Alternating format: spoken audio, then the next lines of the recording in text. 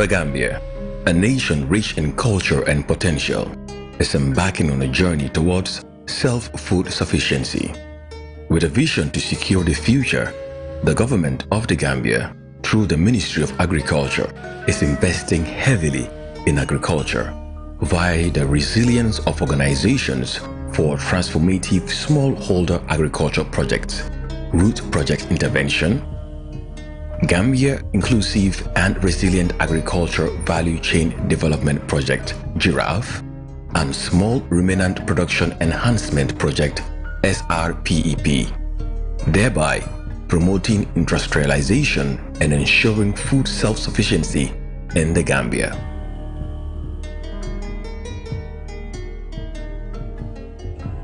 The Roots Project is transforming agricultural practices, increasing production, productivity, and improving livelihoods. The intervention areas includes plowing services and youth-based matching grants.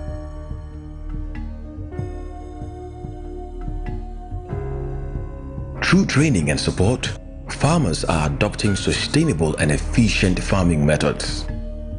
Plowing services provided by the government are making land preparation easier and faster for farmers and reducing cost of production for farmers. Eto mohaban kom malati bota nyani le ning mani senela ka fo lebe do wala gut senje nka farmers sol dema nyame komi la farol ka doku san inata fonya ko fo barjali farol do bije hectare tanane fo mba doku na witine sort time ngoy ko hamba kenola so ngake satisfied so inata a big project in Jelan Bagadaji ngoke this year last year lo ngo 40 hectares ke mina nga 40 hectares fananke barjali katoko 80 Jelan Bagadaji nga 75 hectares ko bije Sinchu Tafsir nga 18 hectares ko bije so ngamen ko be Senelale faroto about 18 communities adara up to 250 hectares in tractor men doku so abijang abe Senelal nafakan pare hanibi amang Senelal si ninyen sifa siata banko kan aning powatilal aning combined harvestal men ka mano kuntu katu wole atana funding ke jamal borite tata kombo mangi tuddu mbay ñang dekk ñangen si wotu ñanga bantang wot dama am bonofi ci roots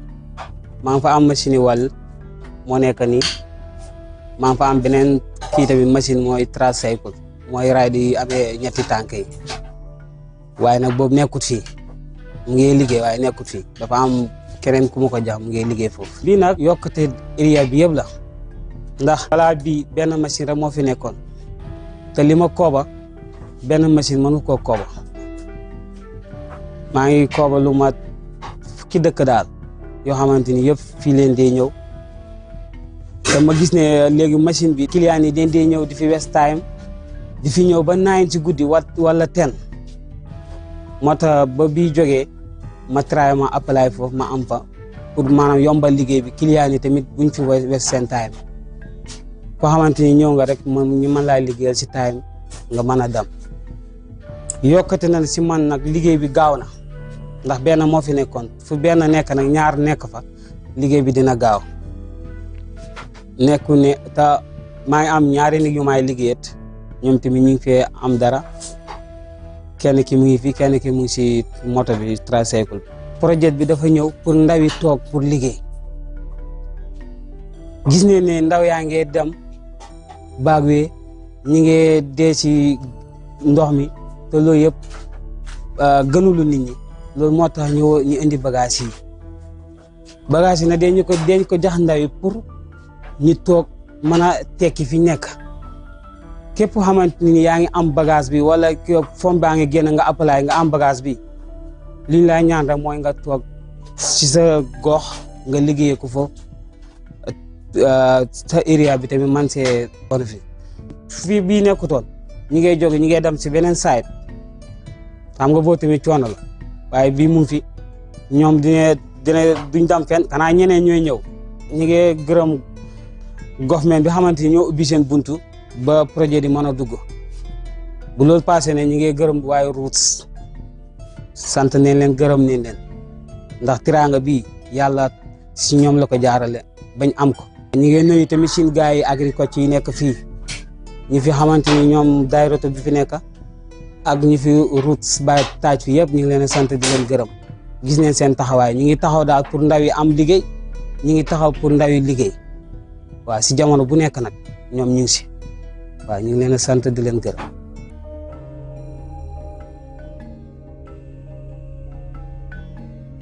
These services are especially beneficial for smallholder farmers,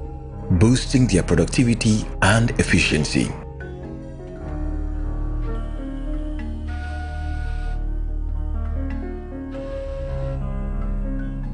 The youth-based matching grant is empowering the next generation of agricultural entrepreneurs.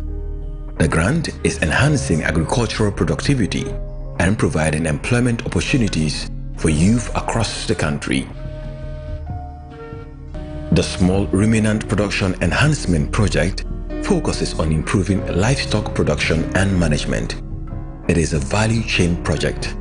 from production to the table. To increase production and productivity,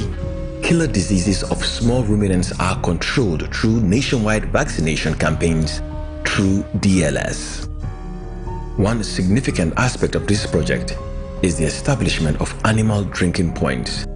ensuring livestock have access to clean water. Training sessions are also provided to educate farmers on best practices in animal husbandry.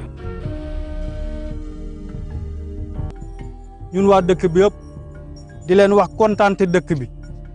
ci wàllu projet bi nga xam ne mu ngi ci ron agriculture sampal ñu suñ boxol bii foofu la ñooy waxee maanaam ci seen xam-xam bu doy boo xam ne bu am njëriñ boo xam ne yombul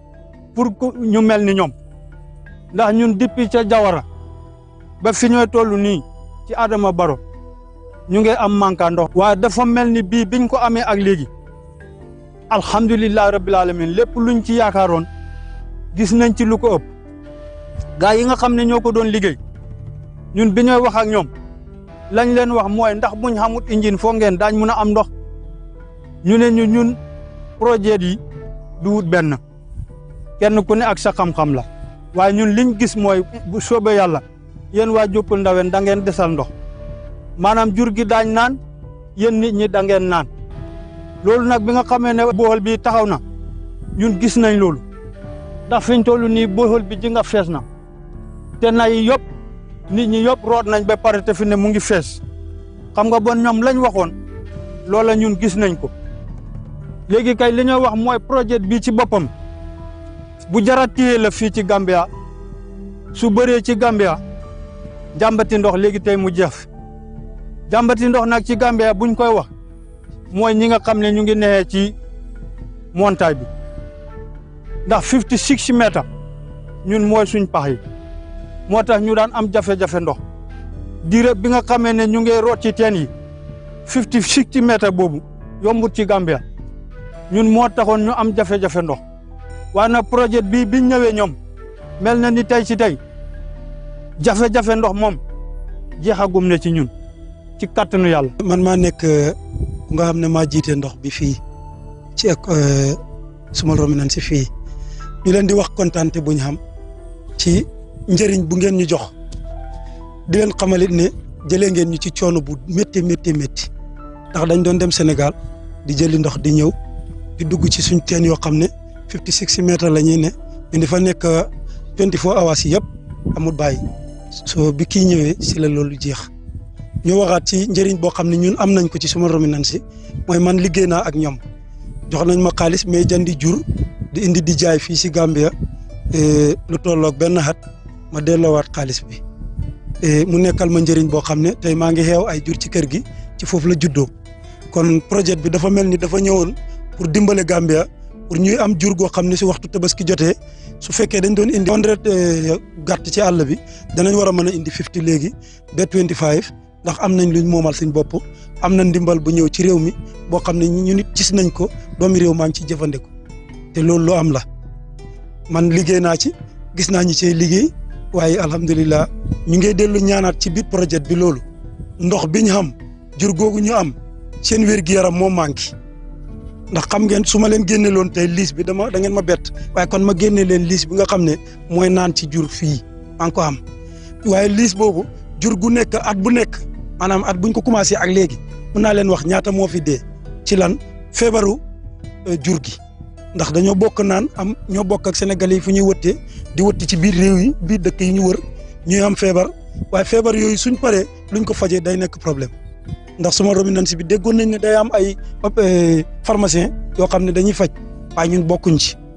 ba tey dañoo manqué le dund jur boobu ndax man yaroon nekkoon naa di ci yar di ci jaay waaye dama daan jëndee ji bagage yi ma koy lekkalee Sénégal léegi ma gis ne kon bi ngeen indee ñax mi ma dellu taxawaat ci kaw ñi pour ñu taxaw ci ñax mi bu baax ndax njëriñ la man xam naa li muy jar ci Sénégal def naa éleveur ci Sénégal xam nu ngeen ko waxee yéen maanaam liggéey naa fa liggéey jur ca Sénégal bi ma ñëwaatoo fii gis lii ma xam li muy jëriñ xam la ma koy jëndee ci bitim réew kon bu ngeen ñu ko yéetee ñun dañuy xam njëriñ bi teel balaa ngeen koy indi ndax fekkoon ngeen ñu xam ko waaye kàttanam xamuñ ko kon su ngeen ñëwee pour dooleel ñu dañooy sawar ci loolu gis nañ loolu bu baax a baax fas nañ ne taxawu suñ ndox bi taxawu suñ lii waaye ñu ngi leen di ñaanit dundi jur bi donte duñ xam magasin sax waaye ñu xamoon pharmacien bi suñu amee pharmacien bi mbaa dund bi luñ ci mën a am dafay baax ndax eti somtin village yi nekk tey ci Siarar fii ci naka si suñ district bi ñun ñoo fi ëpp jur ak yéen wala su fekkee danañ ëppante benn dëkk laay doon dañuy ñottante ñu ngi gërëm nguur bi nga xam ne ñoom ñoo njëkk a génnee lii ndax man si sama xam-xam gisuma woon agriculture wala vétérinaire ñu génnee leen projet boo xam ne dañuy ñëw pour dimbale nit ñi kon nguur bi su ñëwee taxaw ci loolu dimbale leen jox leen place dooleel leen ñoom it ñu tourné waat ci ñun di ñu dooleel ñu ngi leen di sant bu baax a baax a baax a baax. min ko walom dem ko sare pate ɗo mi jiya projet ɗo kay biri o ari min jii hen nafa par ce que miɗen ƴefde min bili huuɗo ko min ndemi huuɗo ko ha paari huuɗo ko dabaji amen min gokkata bili beyi baali ha he nayyi kono mbeɗen jogii toon caɗeele ko ndiyam ɗam woni probléme amen par ce que ɗo dabaji ɗiɗo mbawi ñaam ha ɗi kaara kono so ɗi jarani an ta ɗon ko probléme dabaji ko ɗon ɗo ɗi woni caɗeele amen no feewi par ce que golle komin golluno ɗo ko hay président ari o yii golle ɗe kono hoɗum wonoyi probléme o so tawi no ndiyam heɓinoma ɗo tawanno ena hecciɗi par ce que ko ceeɗu wona huuɗo ko nafa o ɓuuri wonde ko ceeɗu joni so tawino ene hecciɗi ceeɗu nden on waktu dabaji ɗi ɓurta wel okkude ɗum so ɗi gokkama ɗuman ɗi ñamat tawat a yiyat ɗum nafat dabaji ɗi kono waktu ɗo ni huuɗo ko no yoori ni eɗi ñama ɗum de kono noon koɗe ɗum heccinde ɓuuri nafa miɗen jetti Allah miɗen jetti laamu par ce que hono ɗum ɗo ko ballal tigi ballal leydi ndi so hono ɗum ɗo ni heewi he leydi nden a yiyan nafa heewat mino wiye Dieynaba Ba yalal bawi leydi wonmi joni o projet nafoore nde mo addi nde yaaji sabu nde addi cellal nde addi no joomen mbawrata moftu ñamde mumen ha ɓooya ta bonani joni simin heeɓi keddam minen dañi nomin liggorta ɗam ta ɗam ɓooyat ɗam fendaki ta ɗam lammani ɗam wona ɗo ha juuta ɗaɗa wawi ñam ko yarata yontere ta ɗam waklaki ta ha fa ɗam wayno ɗam waɗi keddam ɗam woni keddam ta ɗam weccaki ɓe pare ta ɗam yahdi he laaɓalde minen ɓe jetta minen ɓe jarna sabu ta nani min mbawi ɗo daro min jangna ko projet ko si ɓe waɗano min tirel minen min jiiloto no bedda tan min jeeya kosam min andano no kosam waɗete joni projet ko addi ɗum mo ɓesdi cellal he yimɓe he joni minen ɓe jarna minen ɓe du'ano pour projet ko yaha yeeso ha mbo yaaja goto fof heɓa hen minen ɓe jetta minen ɓe jarna minen ɓe duwano Allah wemna liggey maɓɓe o hokka ɓe cellal he balɗe juɗɗe tomo Abdoulaye Baleti mbota duta bulle mbe dow ko ke kan farafiñela daraloto la maquette ay nafa jamalle naati ay julol sembintu ya beteke because julol be nun janne e ka tara damen fango aman doku aman sakundani sumo ruminant ala nata mako ye bulo dun julol ma anin gayna kol anin ke nono wa filal membe koma jekan ni darlo danaka about sanji jama ima ñiñoje na Gambia jang so ala natan dema ye daral kendo loñe debe pare ye julol fanan sembentuya nin fengol la isimen do kundi wala mu nafuloti ha wo fanam be tentu kanje be jay kanje bakele because julol yin alhamdulillah because nte meta julay ata demanding nga sanji dan tankeje bari be ni projet ko nati sumo ruminant ye men ke juloli nte namana woje juloli ye wo soto nyim banko ka so kamala be mansa kunda nin sumo ruminant ani minister of agriculture be kenten tula wola ka daniro la fa mansa kunda e katu ye daral kendo lo na farafenye jang ye daral kendo lo jang bari be daniro kala still now ye makoy daralo ni ay silo soto because daralo ni abe jang aliaje ndunta dame aliaje jebe nyame so be man sakunda danila ka bo president kata minister of agriculture kata sumo ruminants ye silo kendo dada daralo ye because silo ni membe fintila amang hani birijo soto ni laftana dunna ni janna moto la sama kono ibuka dunno andu daralo mu marseti ni mol buka dunnoje ibe sandiro keno la je nyaade be man sakunda danila wola ye doko kele de bari be danila ye wo kafuje ñun ñoo nekk fini as the Farafenni butchers project bi lu ñu isil is very important because dem nañ attend so many trainings at Jinoy and then Jara Sono and then depuis ñu attend training boobu noonu we learn lot of things because am na yoo xam ne ñu ngi ko doon def the time before ñu dem jànga si project bi fa leen le te bu ñu fa jugee bu ñëwee we see developments on us because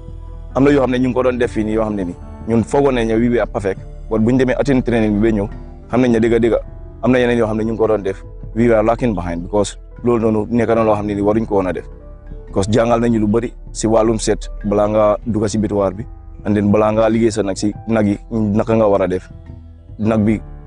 ban time nga ko war a liggéey and then su fekkee ne tamit docteur yi ñëwul naka nga war a mun a communiquer ak gars yi ba nga liggéey sa nag bi te fekk doo si am benn problème and since ñu attend lii ak léegi nii dëgg we see development on us the entire butchers because ñun suñ boppa we communicate with the doctors before doing anything am nañ time boo xam ne ni ñu ngi leen doon dimbalee amount boo xam ne ni at least koo xam ne ni sa business bi it was low behind buñ la joxee xaalis boobu noonu mun nga see dimbale sa boppa ba nga xam ne ni da ngaa liggéey am loo teg jël leneen li delloo si government at least mun naa wax ne ni wàññi na lu bëri si benn side bi because da nga doon génn di dem si biti outside countries going to the foreign countries to exchange money and then be buying cows outside there and then come with it and then soo ñëwee su fekkee ne da nga war a jaay loolu noonu tamit dafa métti because da ngaa calculer the amount you use ba naka outside soo ñëwee pour nga jaayee the same price daf doon difficult mun naa wax ne the entire butchers yoo xam ne ñu ngi biir Farafenni ñi ñoo xam ne moo nekk ñu nekk si wàllum gàtta yi béy yi ak ñu nekk si nag yi yëpp ku si nekk xaalis bu ñu la abal liggéey nga si loo xam ne nii ëllëg da nga koo delloo ba pare da ngaa mun a save leen si sa account ñun dañu naa jaajëfal beneen yoon di leen wax ne rek still now if they can able to adjust the help they were doing daf ñoo gën a dimbale because youth right now we have majority of the youth concentrating on this business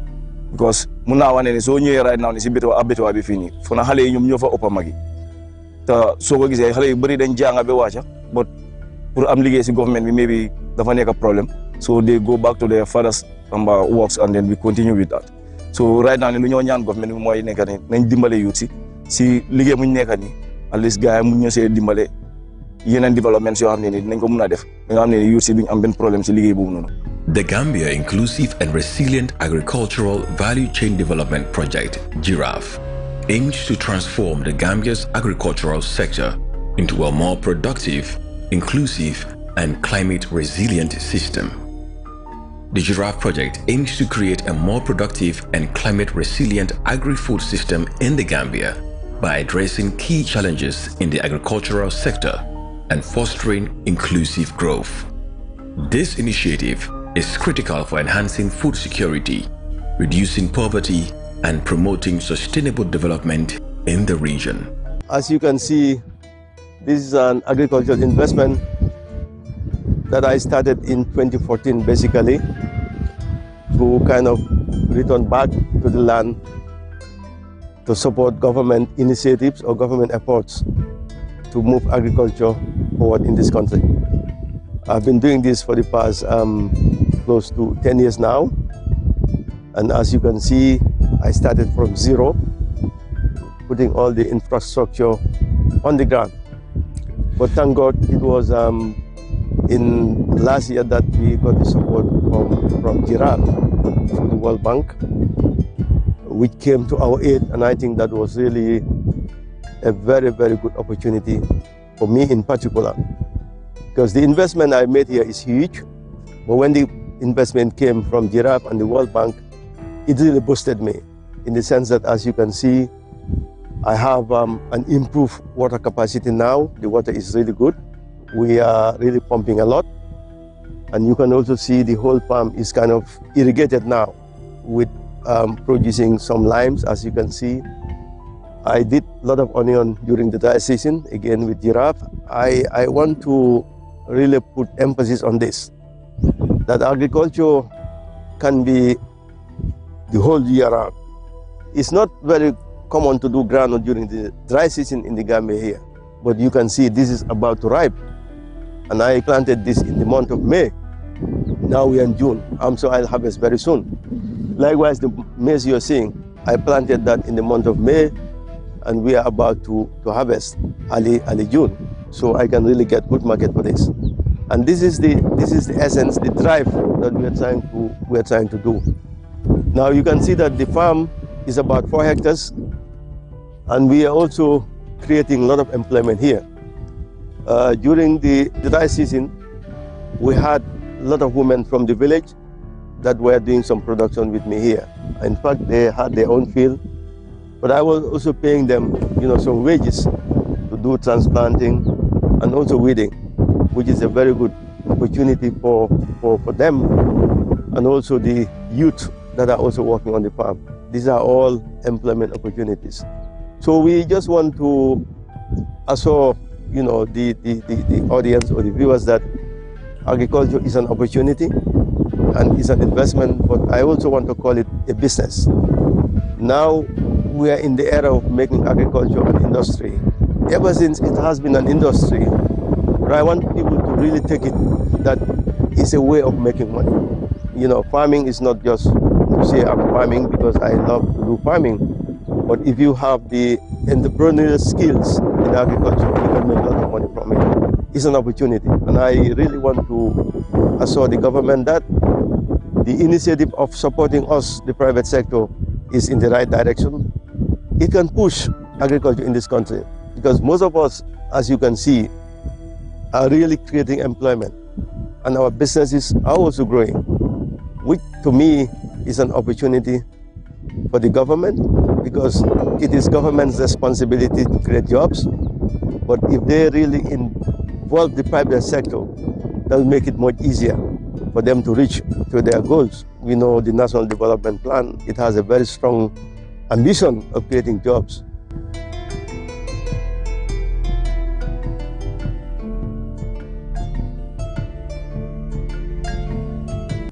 ñu ngi gërëm definitely ñi ñoo seetaan ñëpp, and then ñu ngi gërëm tam nguur gi ci xalaat bi nga xam ne def na ko pour jàppale ñun ñi nga xam ne ñoo nekk ci agricultural business bi, like ci njula agriculture bi. Li ma doon leeral rek mooy agriculture du loo xam ne rek dañ koo def ne dañ ko war a def, waaye agriculture dafa nekk bunta boo xam ne business la, nit ñi mun na ci am xaalis bare comme yeneen réew yi. boo nekkee baykat da nga war a nekk millionnaire, te trend boobu war naa mun a xew Gambia léegi. soo seetee man comme li ma def nii léegi, gerte gi ma bay nii ci noor bi laa ko bay, te Gambia miinuñ loolu. liñ miin mooy bay gerte nawet, waaye gis nga gerte bi mu ngi waaj a ñor, te maa ngi ko def ci digg noor bi. likewise mboq bi tam maa ngi ko def ci digg noor bi. soo lii yëpp dama ko def rek pour wan nit ñi ne bu fekkee am nañ opportunité mun ngaa bay noor ak nawet ci ni nga ko buggee. so dañ doon gërëm nguur gi ak gërëm World Bank ñi nga xam ne tam through the Giraaf project ñoo ñëw ci support private sector bi. Private sector bi suñ leen joxee doole mun nañoo really contribute ci develop agriculture ci dëkk bi. Agriculture business la, loolu dama ko def all the time. comme ni nga amee sa enterprise, ni nga amee sa magasin, ni nga amee sa whatever, boo amee agricultural investment bu mel nii mun nga ci am xaalis. Agriculture mun nga nekk millionaire honestly bu fekkee am nga all the good support and all the necessary resources mën nga ci am xaalis bare bare so chance la daal pour ñëpp maa ngi invite koo xam ne daal am nga ci interest bu ragal su fekkee ne am nga good plan for it amut failure bu la yàlla dimbaleel fii garab gerte gi tey su ma ko génnoon ci marché bi dañ maa xëccoo moo xam itam di seem su ma génnoon ci marché bi dañ maa xëccoo bi ko amut fenn foo ko mën a am so trend bi su continué woon dafa baax si réew mi te xam nga ren soble bi ma bay fii tam maag jigéen ñi ñëw fi liggéey jigéen ñi am nañ ci xaalis am nañ ci fay naa leen ñoom tam am nañ fi dara lu bari ci ñoom so man daal loolu laa bëgg a def léegi likewise sarans yi ngeen a gis ni yëpp suma investment la te bëgg naa ne daal in the next 1 or 2 years ku fi ñëw di nga xam ne fii xaalis bari wax dëgg moo fi dugga waaye njëriñ tam am na fi in terms of employment ak opportunities yi nga xam ne create na ko pour dëkk bi so ñu ngi gërëm ñëpp di leen sant bu baax a baax.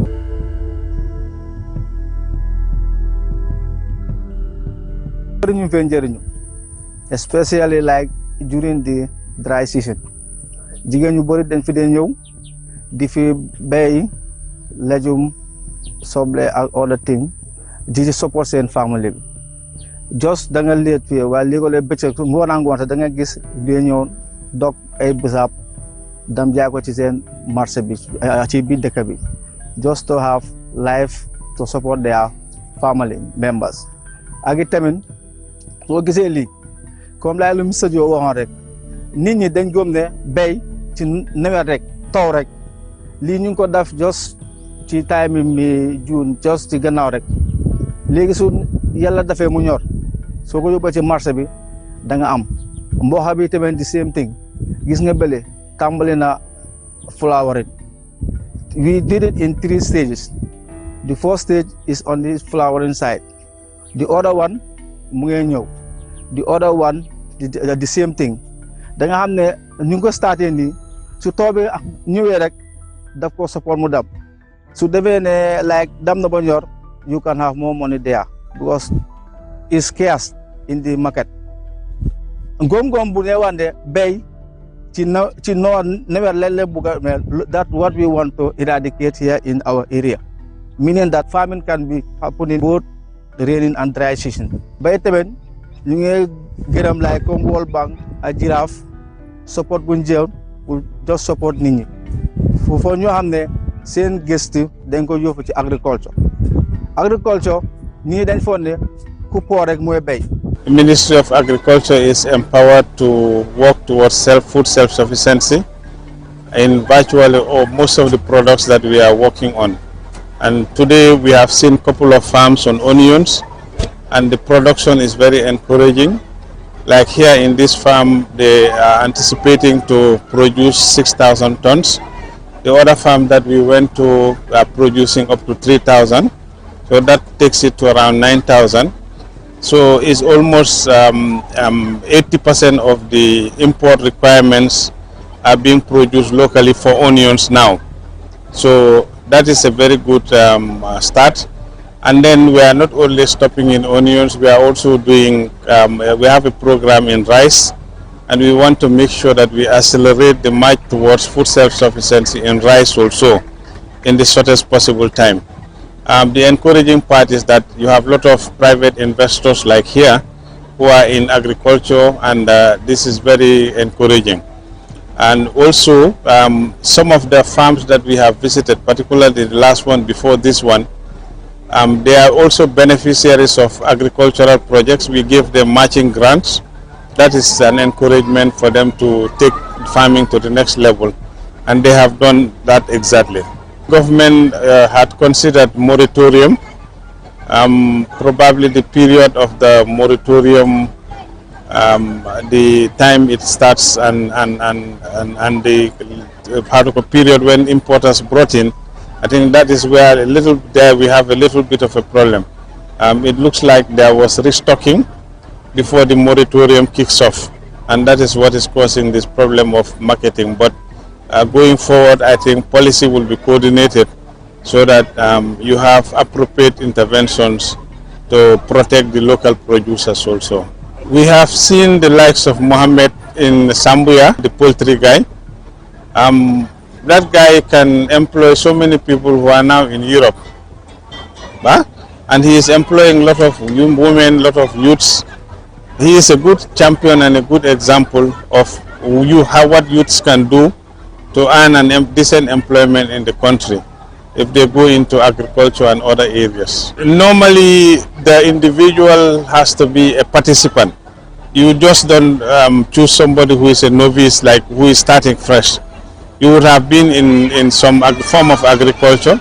then they come and assess your needs, and then there will be an agreement that you will take it to the next level if you are given the grant. So these are some of the criteria that are being used. So you have some other Gambians who have benefited from the matching grant, like Bakaf, the one we visited before this one. These grants are not just financial aids. They are investments in the future of Gambia's agriculture. Join us in this journey. Support the government of the Gambia, improving agricultural productivity initiatives. These projects are more than initiatives. They are the seeds of self-sufficient Gambia.